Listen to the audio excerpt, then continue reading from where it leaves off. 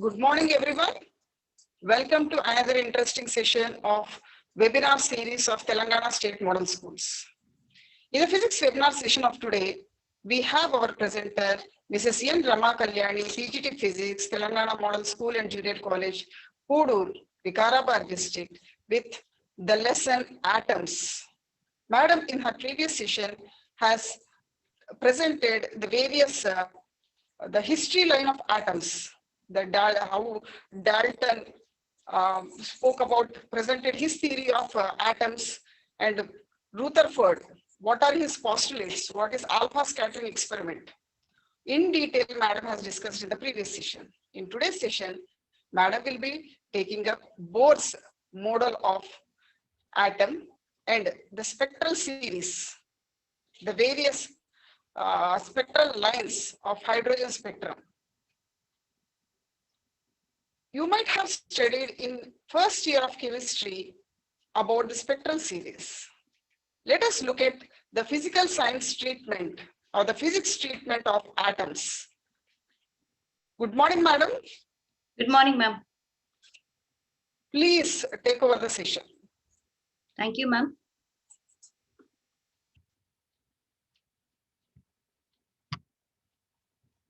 Hello, children. How are you all?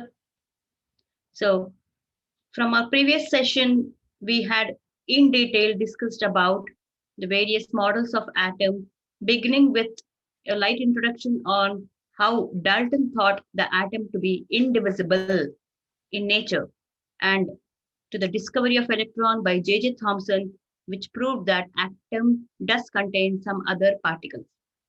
And then it went on to the discovery of nucleus by Rutherford and his team by the alpha scattering experiment. So children, as I have already mentioned to you, science keeps quenching its thirst by research and experiments. Children, in the previous topic, we had discussed about Rutherford's model of atom and the points where the model was successful in explaining about the atom model, and the failures or the limitations of Rutherford's model.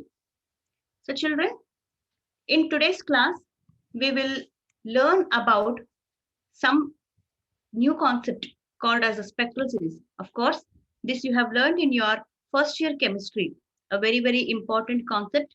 And we are going to learn the same thing with a little bit touch of physics in it. So children, let us see first of all, what are the learning objectives for today?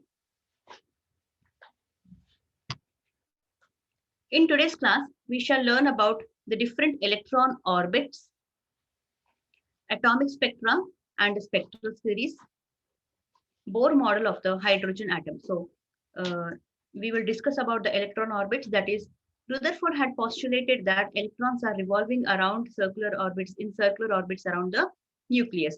So we will learn more about these electron orbits, because in the previous session, in the failures of Rutherford's model, we discussed that if electrons are just revolving around the nucleus, then they should be dissipating energy and they should go and collapse into the nucleus, which will make the atom unstable. But that is not happening. So we will learn in detail about electron orbits. And then we will see the atomic spectra or the spectral lines. Children, we have already learned previously that these spectral lines are characteristic of the element. Each element has a different spectral series. It exhibits a different spectral series, just like the fingerprints of a human being, which are used to identify the person. The spectral series is used to identify a given element. Right, children? And then we will learn about the Bohr model of the hydrogen atom. So why Bohr, what was Bohr's idea? Okay, what corrections did he make to the Rutherford's model? So children, Rutherford's model was mostly successful, except for explaining the concept that according to electrodynamic theory, if a charged particle is continuously revolving, then it should be dissipating energy. This he could not explain. Okay, why is it, if it is dissipating energy, then why is it the electron not going and collapsing into the nucleus. So this was not explained by Rutherford. So Bohr used new ideas, incorporated new ideas into Rutherford's model, and he gave the corrections. So children, before starting our session, let us have a small review about the previous topics. In the previous session, we learned that atom is electrically neutral. It does not possess any charge. Thomson's model suggested that the entire positive charge is spread in the atom and electrons are embedded in it. So we gave this name as the watermelon model or the plum pudding model, where the entire bread or the entire pudding is the positive charge and the fruit pieces on it is the electron. But this Thomson's model failed to explain the scattering of alpha particles by a gold foil. So we have seen in the alpha particle scattering experiment, children, that the alpha particles are getting deviated by large angles. Some alpha particles are getting deviated by large angles, and some alpha particles are getting deviated by small angles, but most of the alpha particles are going undeviated. So this kind of behavior by the alpha particles was not explained by the Thomson's model. Then this experiment suggested that there should be a very massive and a positive charge, a heavy positive charge present in the atom, which is very, very small. Okay, children, the nucleus is very, very small. We know that. That is positively charged. This was suggested by the alpha particle scattering experiment that was taken up by Rutherford and his team. So this was called as the nucleus. And the model, the experiment also suggested that most of the atom space is empty. Children, I hope you have reviewed the previous session where we have used some beautiful animations and videos to describe the atom, the Rutherford scattering experiment. And then the model also suggested that these electrons are revolving around the nucleus like planets around the sun. So that is why this is also called as the planetary model. Then from the experiment, we came across some concepts called as the impact parameter. Remember, children, impact parameter is the perpendicular distance between the center of the nucleus and the line or the vector of the path of the alpha particle. Okay, if the alpha particle is moving in a certain direction, then the vector that is following it, that the point of that vector, the perpendicular distance from the vector to the line joining the nucleus, the center of the nucleus. This was called as the impact parameter. By the impact parameter, we understood how close the alpha particle, how close the electron can go to the, so alpha particle can go to the nucleus. Okay, so that is we also understood the distance of closest approach from their children. The trajectory of the alpha particle depends upon the impact parameter. Trajectory is what, children? Yes, the path followed by the alpha particle. The path followed by the alpha particle depends upon the impact parameter. We have seen this. If impact parameter is 0, that is, if the alpha particle is going towards a head-on collision with the nucleus, then B is equal to 0. And what is happening to the alpha particle? Yes, it goes straight to the nucleus and come back straight in the same direction. And the size of the nucleus is determined based on the distance of the closest approach. Distance of the closest approach is possible for B is equal to 0. For impact parameter is equal to 0, we are calculating the distance of the closest approach given by RO. Okay, children? For this concept, you review the previous session, children. And then we went on to discuss in detail about the postulates, the success and limitations of the Rutherford's atomic model. Now, children, let us begin our discussion with the electron orbits. So what are the important points of Rutherford regarding this? Rutherford's model of atom suggested a massive and positively charged nucleus at the center. So according to Rutherford, we have seen that there is a heavy positive charge present at the center of every atom, which is causing deviation in the path of the alpha particle, which are moving. The alpha particles that are moving away from this nucleus are going undeviated without any effect.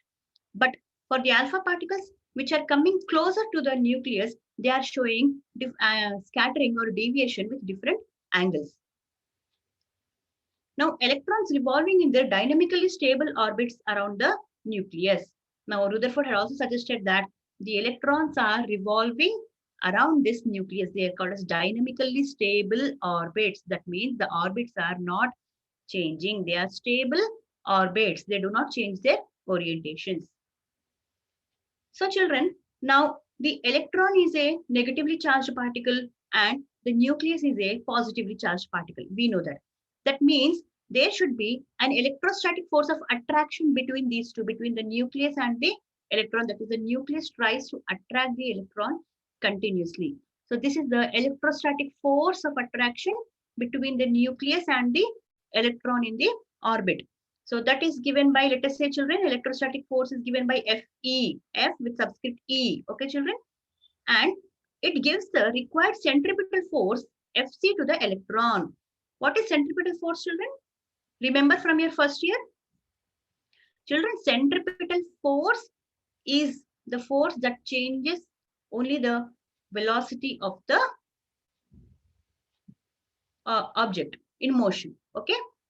So here, what is happening? Only the direction is changing. Only the direction of the object is changing to keep it in circular motion. If we remember the Earth-Moon system, children, how is the Moon able to move continuously in circular orbits around the Earth? It is because of, it is getting the force, the centripetal force from the gravitational force of the Earth. Similarly, the electrostatic force of attraction of the nucleus on the electron gives centripetal force to the new electron to revolve around the nucleus.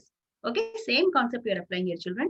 So let us say that Fc is the centripetal force of the electron which is moving around the nucleus. So for a dynamically stable orbit in a hydrogen atom, these two forces are equal. Okay, children, Fc is equals to Fe. The centripetal force that is attained by the electron is equal to, or it comes from the electrostatic force of attraction of the nucleus. So electrostatic force of attraction, children, very simple. It is nothing but the from the Coulomb's law. Yes, F is equals to 1 by 4 pi epsilon naught, Q1, Q2 by R square. Okay. So here, since charge is the same for both of them, so it is E square. Fe is equals to 1 by 4 pi epsilon naught E square by R square. The centripetal force of the electron, Fc, is equals to mv square by R. Children, this is from your previous year. From first year, you might have learned the formula for the centripetal force is equal to mv square by R. So Fe is, we are talking about hydrogen atom only, children. So it has one electron and one proton, that will give us E square. And the distance between them is supposed to be R. So it is the distance square. This is from the Coulomb's law, children. Coulomb's law of electrostatic force. And this is centripetal force of the electron that we have learned in first year's Newton's laws of motion. Fc is equals to mv square by R. Now we are saying that these two forces are equal. The centripetal force of the electron is equals to the electrostatic force between the electron and the nucleus. So from this, R can be calculated as, R is equal to, see here, children, R can be calculated as E square by 4 pi epsilon naught mv square. So here m is the mass of the electron, v is the speed of the electron, radius of the orbit, E is the electron charge. Observe here, children, this R will be cancelled with this R square here. Yes, children, here we have two R's, children, here we have R square. So this one R will be cancelled here from this R. So presently on the left hand side, we do not have an R, we have only mv square. And then the R here comes to the left hand side and becomes the numerator. So this comes into the denominator here. Okay, children, that is how we got this equation. R is equal to E square by 4 pi epsilon naught mv square. So here we have m is the mass of the electron, v is the speed of electron in the orbit, R is the radius of the orbit, and E is the electron charge or the charge on the electron. Okay, children, I hope you remember these values, children. What is mass of the electron? Yes, it is 9.1 into 10 to the power of minus 31 kgs. And what is the charge of the electron, children? 1.6 into 10 to the power of minus 19 coulombs. You have to remember all of this. Now, children, we will discuss about the energy of electron in the orbit. So when the electron is moving in the circular orbits, it should be possessing some energy. So since it is moving continuously, by virtue of its movement in circular orbits, it should be possessing some kinetic energy. So kinetic energy of the electron in the hydrogen atom is given by half mv square, half mv square. So this is nothing but mass of the electron, v is the speed of the electron. So from here, mv square we can find out, children.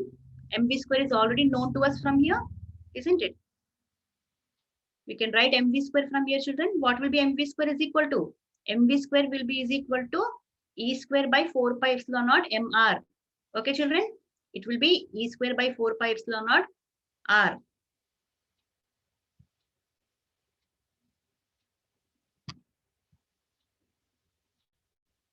So it is half mv square is equals to, we are multiplying the 2 with 4 here, it will become 8 pi epsilon naught r in the denominator.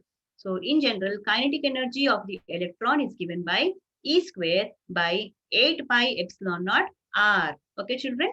This is the kinetic energy of the electron. Potential energy of the electron in hydrogen atom is given as U is equal to minus E square by 4 pi epsilon naught r. So children, how are we getting this potential energy? Yes, if you remember the electrostatic potential formula from our fifth chapter, okay, children, there we have learned about the electrostatic potential. So applying that formula, you have U is equal to minus of E square by 4 pi epsilon naught r. So negative sign here indicates that the electrostatic force is in the negative r direction. Okay, children, it is in the minus r direction. That is the potential energy of the electron. So total energy of the electron is given by E is equal to K plus U. We know total energy, total mechanical energy is always equals to kinetic energy and potential, the sum of kinetic energy and potential energy. So total energy E is equals to K plus U, kinetic energy plus potential energy.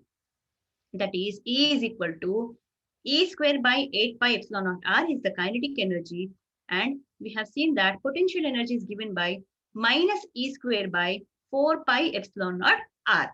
Okay, so children, on subtracting this, we have E is equal to minus of E square by 8 pi epsilon naught r.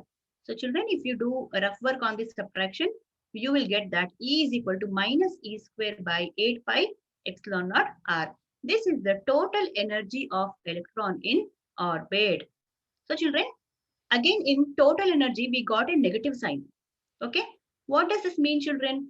This means that the nucleus is bound, the electron is bounded to the nucleus.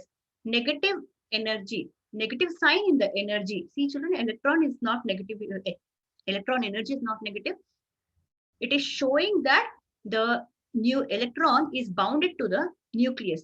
If it were to be a positive value, then the electron cannot be bounded to the nucleus. Okay, children, that is the difference here. If total energy came out to be positive, then electron will never be bounded to the nucleus. The negative sign shows that the electron is bounded to the nucleus. In general also, children, the force of attraction is indicated by a negative sign and force of repulsion is shown by a positive sign. Okay, children? So here there is a force of attraction between nucleus and the electron. Okay? With the formulas we have, we can write radius of the electron orbit r is equal to E square by 4 pi epsilon naught mv square. Already we have seen this in the previous slides, children. The radius of the electron orbit is equal to E square by 4 pi epsilon naught mv square. Okay, children? And from this equation, we can write the velocity of electron in orbit of hydrogen atom. That is, what is the velocity with which it is moving. The children, you can see, what does it depend upon? It depends upon the radius of the orbit, nothing but the distance between the nucleus and the electron. Okay, the speed of the electron depends upon its distance from the nucleus.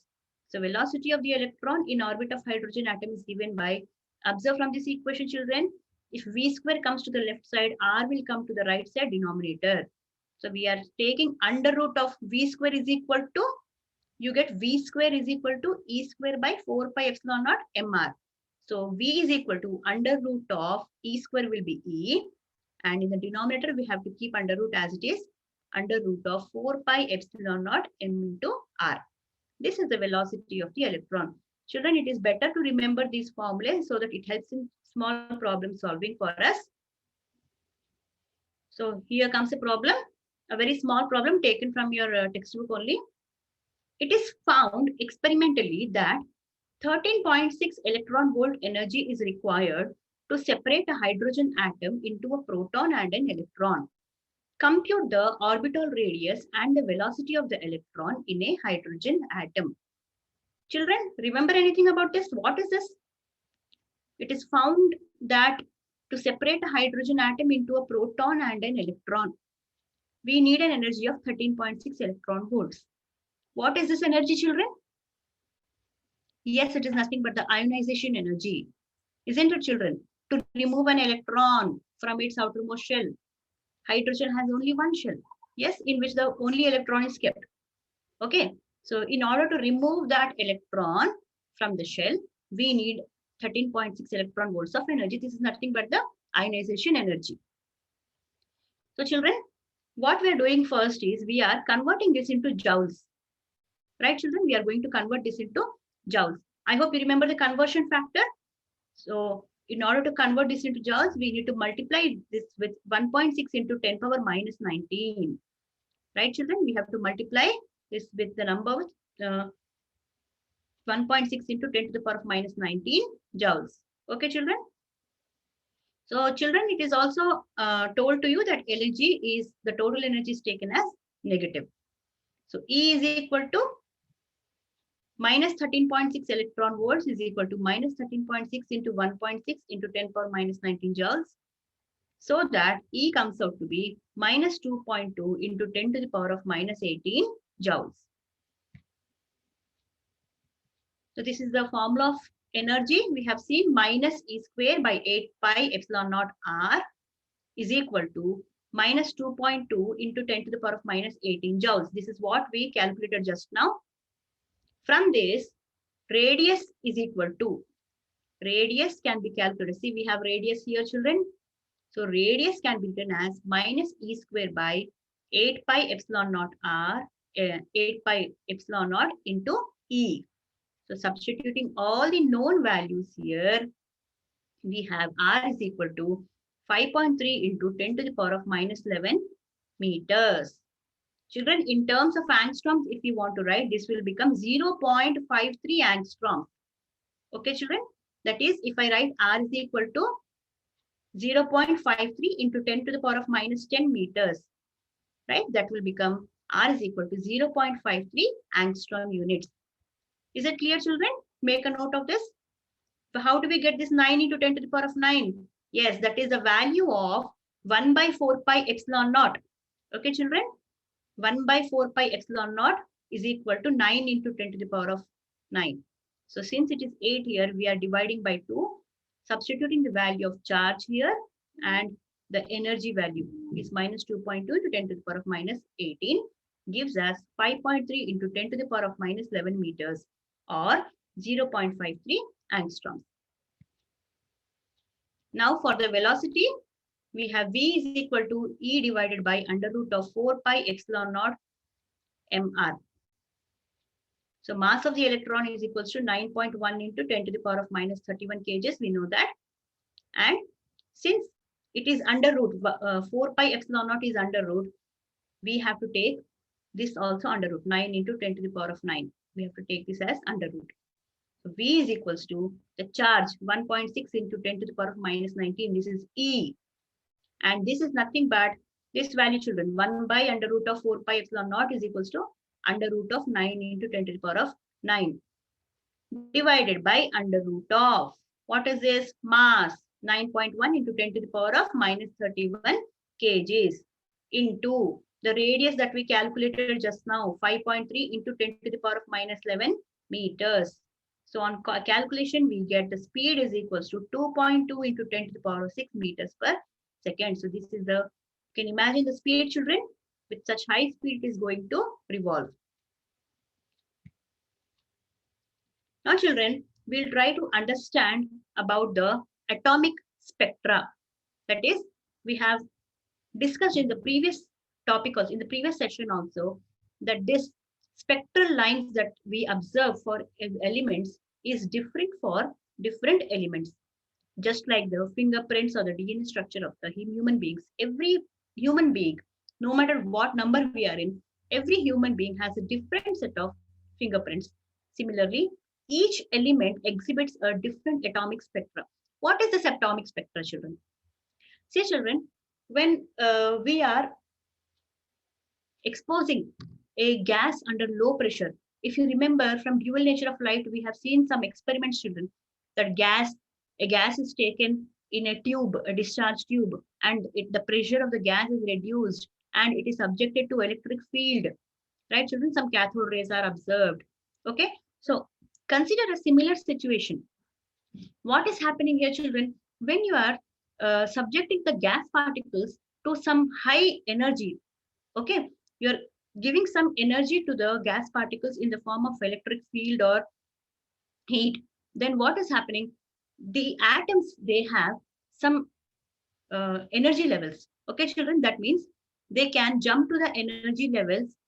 That is called, when they are jumping to the next energy levels, they will be absorbing some energy. Okay, children, they will be absorbing some energy and jumping to the next energy level. But they cannot be there for a long time. What will they do, children? They will dissipate the energy and again they are coming to their ground states. And while coming to their ground states, they are emitting again the energy. This is called as what, children? This is called as the absorption and emission. And in this process, a spectrum is observed. Okay, children, we observe the behavior of the atoms or other particles through their spectrum. So when an atomic gas is excited at low pressure by passing an electric current through it, the emitted radiation has a spectrum which is characteristic to the element. So each element has a different characteristic spectrum. Okay, children? Hydrogen has its own spectrum, helium has its own spectrum, oxygen has its own spectrum, likewise. The spectrum contains a certain specific wavelength only. So the spectrum is a band of lines, children. It is actually a band of lines called as the line spectra. So it exhibits only a few wavelengths, a certain set of wavelengths which are maybe very, very meaningful, as we are going to see. The spectrum is called as emission line spectrum and it consists of bright lines on a dark background. So children, this is the emission spectrum. The emission spectrum is usually observed on dark background with bright lines, So these are the wavelengths emitted by the, you can understand that these are the wavelengths emitted by the element. Okay, children, these are the wavelengths that are emitted by the element. Right, children? You can see the spacing, children. When the first line is observed, a long wavelength line, isn't it, children? Red colored light is a long wavelength line. And after a long time, there is another line here. And then the gap is decreasing. Yes or no? So there is a certain pattern that was observed in the later days. So the spectrum is an emission spectrum, which consists of bright lines on a dark background. And then when white light is passed through a gas and transmitted light is analyzed. So now we are talking about the transmitted light, the light that is transmitted to the gas particles. Then if we observe it, then some dark lines are observed. Some dark lines are observed in the spectrum on the background of a continuous spectrum. So these dark lines, they correspond to the wavelengths found in the emission spectrum. Now, where there were these bright lines in the emission spectrum, there were dark lines on the continuous spectrum. That is when we were observing on the transmitted light. So children, this is the continuous spectrum and these are the emission lines, children. If you see, just we have seen in the previous image also, the bright lines on the dark background are the emission lines and these are the absorption lines, children. This is the absorption spectrum of the same element, hydrogen. So in the place of this bright line, we have a dark line here. Isn't it, children? In the space of this bright light, we have a dark line. So wherever there are these wavelengths exhibited on the emission line, if we observe the absorption spectrum for the same thing, we observe dark lines in those spaces. Okay, children, that means that frequency of wavelengths have been absorbed. Okay, children, that is what an absorption spectrum tells us. So this is called as the absorption spectrum of the material of the gas. A series of lines in the spectrum of light emitted by excited atoms of an element is called a spectral series. So children, this is the definition of spectral series. That is, a spectral series is a series of lines, a pattern of lines which is emitted by an atom when it is in the excited state. Excited state means what, children? When we are giving energy to the atom through some electric current by subjecting it to some electric field, then it leaves its natural ground state and goes to the excited levels, higher levels for some time. Okay, children? So when it is emitting, when it is coming back to the ground state, it emits the extra energy, whatever it got. So this is the emission spectrum. So when it is emitting a certain set of wavelengths, we are observing it in the form of emission spectrum. Right, children? So that gives us the spectral series. Now this each line is not independent of each other, children. It follows a certain pattern. Each line is related to another line with a small numerical formula which was given by Balmer. Hydrogen has the simplest spectrum. Okay, children, hydrogen, because it is a one electron system, one electron, one proton system, it has the simplest spectrum. The spacing between the lines of hydrogen spectrum decrease in a regular way. Now see here, children, as we have discussed earlier, if you take up any one series, look at the spacing, children. Here is the first line, then we have the second line, and then the gap goes on decreasing. Yes or no, you can take this one also, this series. The gap goes on decreasing. So children, if you see here, there are different types of spectral series, the Lyman series, Balmer series, Paschen series, and then we have Brackett and Pfund also. So children, in this actually, first Balmer series was discovered by Johann Jacob Balmer in 1885. So first we will be seeing Balmer series and then we'll go to Lyman series. So what is happening here, children, in Lyman series or in Balmer series or in any other series? Here, the ground state is n is equal to 2. Let us say the ground state is n is equal to 2. Then if the electron, if the atom is jumping from taking a transition from higher level to 2, that is from 3, 4, 5, 6, any other higher levels, then it is jumping from 3 to 2 or 4 to 2 or 5 to 2, then we are seeing this Balmer series. Okay, children? Similarly, for Lyman series, the ground state is n is equal to 1. If the electron or if the excited atom is transiting, if the electron is transiting from n is equal to 2 to n is equal to 1, n is equal to 3 to n is equal to 1, n is equal to 4 to n is equal to 1, then we are getting the Lyman series. Is it clear, children? So in 1885, Johann Jacob Balmer observed the spectrum of hydrogen in visible region for the first time. So first, children, Balmer series was first observed. Okay, children, then came the later ones. But while learning, we will be starting with Lyman series. So in 1885, Johann Jacob Balmer observed the spectrum of hydrogen in visible region for the first time. This is called as the Balmer series. Balmer series is observed when an electron jumps from n greater than or equal to 3 to n is equal to 2. What is this n, children? N is the principal quantum number or the shell number of the electron. Okay, children? We will be discussing more about this in the Bohr's model. So n is the principal quantum number. Yes, it is already familiar to all of you. So n is great. Balmer series is observed when an electron jumps from n is greater than or equal to 3. That is 3 and higher energy levels to n is equal to 2. The ground level is n is equal to 2 for Balmer series. And remember this important point, children. Balmer series was observed in the visible region of the spectrum. Here, children. You can see this is n is equal to 1 is the ground state. But if the electron is transiting from n is equal to 3 to n is equal to 2, you can see here, children. Get this, right? N is equal to 4 to n is equal to 3, n is equal to 2, sorry, n is equal to 4 to n is equal to 2. This is the one, 4 to 2. N is equals to 5 to n is equal to 2. You're getting this band, this bright line. Similarly, from n is equal to 6 to n is equal to 2. You're getting this line. Right, children? So, children, this does not stop actually. As we are going, as we are going more towards n is equal to 7 to 2, n is equal to 8 to 2, n is equal to 9 to 2, it will be a continuous, it will be discrete lines will be observed, but slowly and slowly they will be fading into a continuous spectrum on the left side and on the right side. Okay, on the left hand side, it will become a continuous spectrum.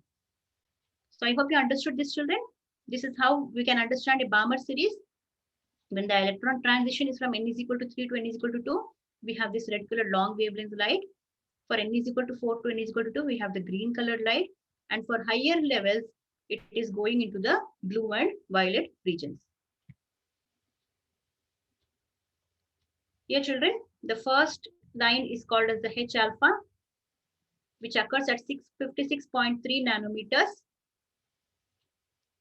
That is for n is equal to 3. For n is equal to 3, H alpha occurs. For n is equal to 4, H beta occurs at 486.1 nanometer. For H gamma, we have 434.1 nanometers and so on. This is the Balmer series in the emission spectrum of hydrogen. Here, children, just a small image for your better understanding. This is the visible region, emission in the visible region. The Balmer series is observed in this way in the visible region. And towards the right side, we have the Paschen series, Brackett series, and Pfund. Towards the left side, we have the Lyman series. Right, children?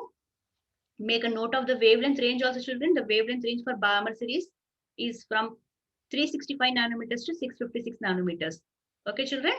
365 nanometers to 656 nanometers, almost to the visible region. Yes or no? What is the range of the visible region? Yes, 400 nanometers to 700 nanometers. So it is very close to the visible region. Yes or no? So now let us talk about the formula for observed wavelengths. So this formula was given by Balmer, a simple formula which is applicable to all series also. So here we have 1 by lambda is equal to R into 1 by 2 square minus 1 by n square, where n takes the values from 3, 4, and 5. Since it is jumping from 3 to 2, 4 to 2, 5 to 2, in that manner, we have n values starting from higher than 2, 3, 4, and 5. And we know very well lambda is the wavelength of the light observed, and R is the Rydberg constant. This is called as the Rydberg's constant, children, which is given by 1.097 into 10 to the power of 7 meter inverse. Now, if we substitute n is equal to 3 in Balmer formula, we get H alpha line. So that turns out to be 1 by lambda is equal to 1.097 into 10 to the power of 7. This is the value of Rydberg constant into 1 by 2 square minus, for n is equal to 3, 1 by 3 square meter inverse. So lambda is calculated here as 656 nanometer, which is very close to what was observed. For n is equal to 4, we have H beta line. For n is equal to 5, the H gamma line. For n is equal to infinity, the limit is reached at 364.6 nanometers. Beyond this, as I said, it is a continuous spectrum. Beyond n is equals to infinity, we see a continuous spectrum, and there are no more discrete, we cannot observe a discrete wavelengths henceforth. Next, we'll see, children, the Lyman series. The Lyman series occurs for n greater than or equal to 2 to n is equal to 1. As I told you, children, in the spectral series, actually, Lyman series starts first because it is from the ground state, transition to the ground state. But since Balmer series was first observed, we discussed that first. So Lyman series, n is greater than or equal to 2 to n is equal to 1. That is, electrons making a transition from n is equal to 2 to n is equal to 1, n is equal to 3 to n is equal to 1, n is equal to 4 to n is equal to 1. Okay. This Lyman series is named after Theodor Lyman, who first observed it. So the scientist who observed Lyman series was Theodor Lyman, and this occurs in the ultraviolet region of the spectrum, isn't it, children? Because the visible region is occupied by the Balmer series is in the visible region, and Lyman series, as I told you, it comes first. That means the lesser wavelengths. It is observed in the lesser wavelength region, which is nothing but the ultraviolet region. Okay, so Lyman series occurs in the ultraviolet region of the spectrum. So this is observed when the electron jumps from n greater than or equal to 2 to n is equal to 1. Same formula, children. Instead of 2 here we have 1. 2 instead of 2 square we have 1 square. 1 by lambda is equal to r into 1 by 1 square minus 1 by n square for n is equal to 2, 3, 4 and all the higher values.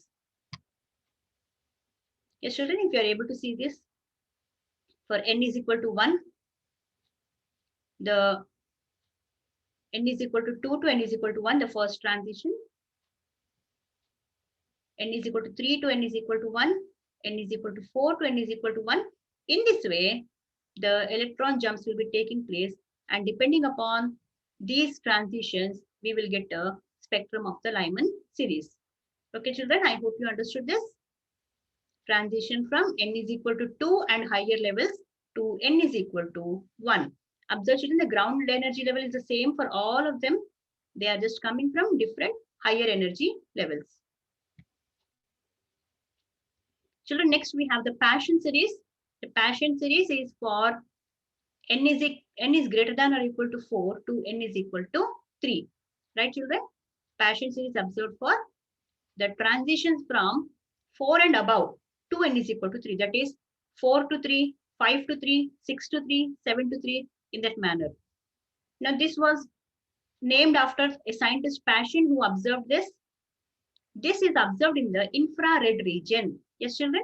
So, Balmer series, if you remember the first line, the red line, okay, what lies after the children?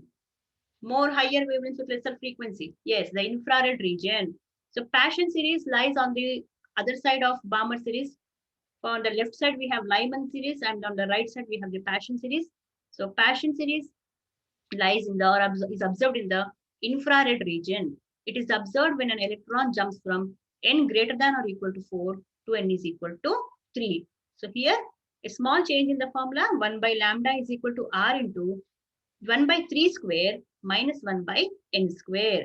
So n is equal to 4, 5, 6 and so on. Observe this here, children. This is for Lyman and Balmer. We completed that. Now we are in Paschen.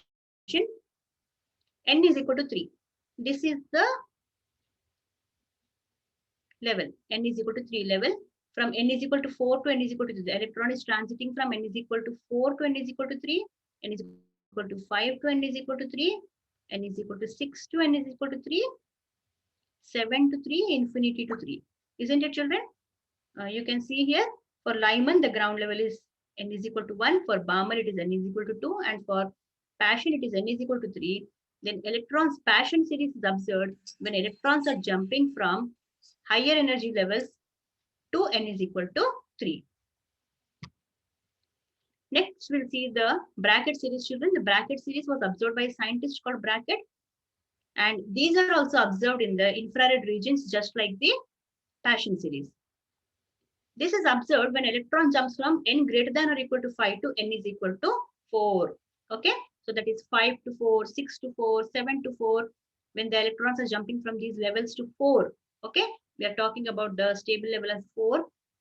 When electrons are jumping from higher energies from 5 to 4, 6 to 4, then we are getting the bracket series. The formula, the Balmer formula for the bracket series is given by 1 by lambda is equal to r into 1 by 4 square. Since it is coming to 4, we write 4 here minus 1 by n square, where n takes all the values above 4, from 5, 6, 7 and so on. Now, children, till the Paschen we have discussed. Now see here for bracket. Right. This is 4. N is equal to 4. N is equal to 4. So the transitions from 5 to 4, 6 to 4, 7 to 4, if the electron is jumping from any higher level to the fourth level, to the fourth energy level, then we observe the bracket series. Clear, children? The last one we have the P-fund series. The P-fund series lines are observed in the far infrared region, that is further away from the infrared region. That is, you can imagine the frequency further decreases and the wavelength further increases. So the P-fund series lines are observed in the far infrared region of the spectrum, and it is observed when the electron jumps from n greater than or equal to 6 to n is equal to 5. That is 6 to 5, 7 to 5, 8 to 5, and so on. So 1 by lambda is equal to r into 1 by 5 square minus 1 by n square. This is the formula for the P-fund series. Here n is equal to greater than 5 values 6, 7, and 8. See here for P-fund children, gradually we have been coming above and above from Lyman, Balmer, Paschen bracket to P-fund now. So here in P-fund, the electrons are transiting to n is equal to 5. To n is equal to 5, from n is equal to 6, n is equal to 7, n is equal to infinity. Okay, children? This is the P-fund series. So the Balmer formula in terms of frequency, if we want to write the Balmer formula in terms of frequency, that is instead of wavelength, if we want to write in terms of frequency, then we are making use of this formula, this simple formula, children. C is equals to nu lambda. We know that C is the velocity of light, nu is the frequency of the radiation, and lambda is its wavelength. Then I can write 1 by lambda is equals to nu by C. Okay. Now on the left hand side of the Balmer formula, we have 1 by lambda. So instead of 1 by lambda, if we write nu by C is equal to R into 1 by 2 square minus 1 by n square. Then C will go to the right hand side. We have nu is equals to RC into 1 by 2 square minus 1 by n square. In terms of frequency, this also you have to remember, children, along with the Balmer formula for wavelength. Now, children, let us come to the Bohr's model. After everything, pointing out to Rutherford after his successful journey of finding out the nucleus, which can be considered as a milestone, just as how important the discovery of electron was, the discovery of nucleus also takes the same importance. But still, Rutherford's model was not completely accepted because the classical electrodynamics, okay, it is a branch of science student. That means it has been followed since years and years. The classical electrodynamics principles were not accepting this, that when the electron, being a charged particle, is revolving continuously, how is it that it is maintaining its energy? How is it that it is not dissipating its energy? If Rutherford's model is correct totally, then the electron should be dissipating energy and collapsing into the, crashing into the nucleus. Okay, children? But that is not happening. So this was not explained by Rutherford based upon electrodynamics. Okay, he could not explain it because the principles of electrodynamics were considered strict, right, children?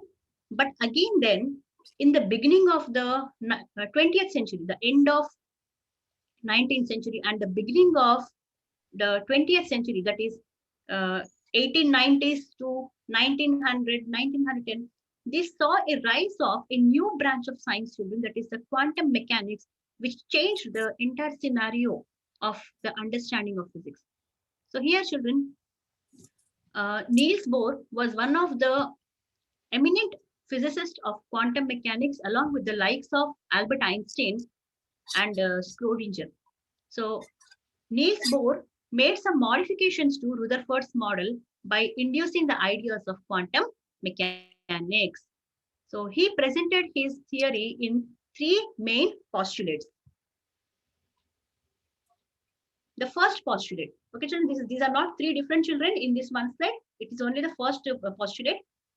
An electron in an atom could revolve in certain stable orbits without the emission of radiant energy. So the first postulate states that the electron is able to revolve in stable orbits without the emission of radiant energy. So he made it clear that the the suggestions of electrodynamics, in contradiction to the concept of electrodynamics, the principles of electrodynamics, he said that yes, electron can revolve in the stable orbits without dissipating or without radiating any amount of energy. This was in contradiction to electrodynamics, but was explained by quantum mechanics. Each atom has definite stable states in which it can exist, and each possible state has a definite total energy. So Bohr's first postulate also said that each atom has a definite stable state, a fixed energy level. Okay, children, a fixed energy level. We know already about this. The shells concept, in which the electrons exist, and each possible state has a definite energy. Each possible shell has a definite energy level in which only the electron is found. These are called the stationary states of the atoms. Okay, children? This is the understanding of the first postulate. The positively charged nucleus and the shells around the nucleus in which the electrons are supposed to be present. The first shell, K shell, the second shell, L, M, N, and further. Now let us see the second postulate, children, very important. Electrons revolve around the nucleus only in those orbits for which the angular momentum is an integral multiple of h by 2 pi. So electrons are revolving around the nucleus. Electrons are revolving around the nucleus only in those orbits. So the orbits are also having some fixed values, children, such that the angular momentum is an integral multiple of h by 2 pi. The angular momentum of the electron is quantized. Okay, children, that is the angular momentum of the first electron, the angular momentum of the second electron, sorry, say first shell, second shell, the third shell. These are quantized. N is equal to NH by 2 pi. Quantized by N is equal to NH by 2 pi. We know H is the Planck's constant. Now we know from our formula of angular momentum is given by mvr is equal to nh by 2 pi. Yes, children, this is the angular momentum, quantized angular momentum according to Bohr's second postulate, and that angular momentum is given by mvr. From this, we are this is also called as the Bohr's quantization condition. Okay, children, mvr is equal to nh by 2 pi is called as the Bohr's quantization condition. Here, n is the principal quantum number, m is the mass of the electron, v is the velocity of the electron, and r is the radius of the orbit. Going to the third postulate, children, an electron might make a transition from one of its specified non-radiating orbits to another of lower energy. So there is every possibility that an electron can jump from one of its higher energy level non-radiating orbits to another of lower energy. So there's a possibility of electron losing energy, jumping from higher energy level to lower energy level. So in this process, the energy dissipated by the electron is emitted in the form of a photon. So a photon is emitted with energy equal to the energy difference between the initial and final states. Suppose it is jumping from n is equal to 5 to n is equal to 3. Then the energy difference between these two, the initial will be the 5, n is equal to 5 energy level, and the final will be the n is equal to 3 energy level. So the difference between the energy levels of these orbitals will be the energy of the photon being emitted. So EI and EF are initial and final states of the energy levels of the electron, such that EF is less than EI. Now, children, that with what frequency the energy is emitted? We know the energy of the photon. Energy of the photon is given by h nu. This is nothing but EI minus EF. See here, children, the electron is jumping from 2 to 1. Here, 2 to 1, and a photon of E is equal to h nu is emitted. So this h nu is given by EI, energy of the initial state, minus Bohr's frequency condition. Okay, children, remember this h nu is equal to EI minus EF is called as the Bohr's frequency condition. So children, we have come to the end of the session. Let us have a fast look at what we have learned today. We have learned that radius of the electron orbit is given by r is equal to e square by 4 pi epsilon naught mv square.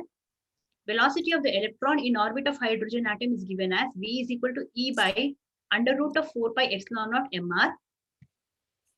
Total energy of the electron in hydrogen atom we got as negative E is equal to minus E square by 8 pi epsilon naught r, indicating that the electron is bounded to the nucleus.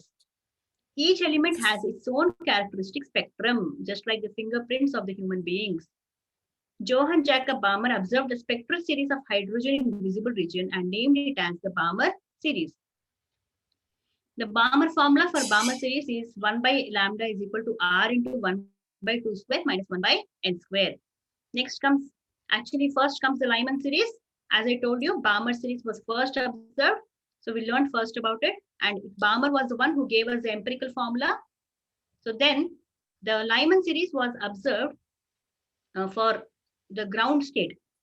That is, it was observed in the ultraviolet region with 1 by lambda is equal to r into 1 by 1 square minus 1 by n square. Then the Paschen series, 1 by lambda is equal to r into 1 by 3 square minus 1 by n square. The bracket series, 1 by lambda is equal to r into 1 by 4 square minus 1 by n square. P-Fund series, 1 by lambda is equal to r into 1 by 5 square minus 1 by n square. The Balmer series in terms of the frequency is given by nu is equal to rc into 1 by 2 square minus 1 by n square. And then we have seen 3 postulates of Bohr. Okay, children. So next session, we will be discussing more about in detail about the theory of the Bohr's model of hydrogen atom. So before that, we have some questions, children. The Lyman series of hydrogen atom lies in the ultraviolet region. Why? Okay. You can read the textbook and try to explain this answer. Explain the different types of spectral series. What are we have seen, children? 5 types. And state the basic postulates of Bohr's theory of atomic model. So this is what we have learned, children. In the next session, we are going to throw more light on Bohr's model, and also we are going to see the quantization condition and the de Broglie's explanation of the quantization condition. Hope you understood today's session, children. See you again. Thank you. Thank you, madam, for the detailed explanation about Bohr's atomic model and the various spectral lines. The spectral series is very important, and the lucid and the clear way you have explained with the relevant pictures gives a very good insight about Bohr's model and the atomic series. The spectral series, Lyman, Balmer, Paschen, bracket P-Fund, you have given a very good illustrative explanation. Thank you for everything, children. Please revisit this session and prepare your own notes. And you have few problems in your textbook also. Try solving them. Madam has explained one problem. Try solving the other problems also.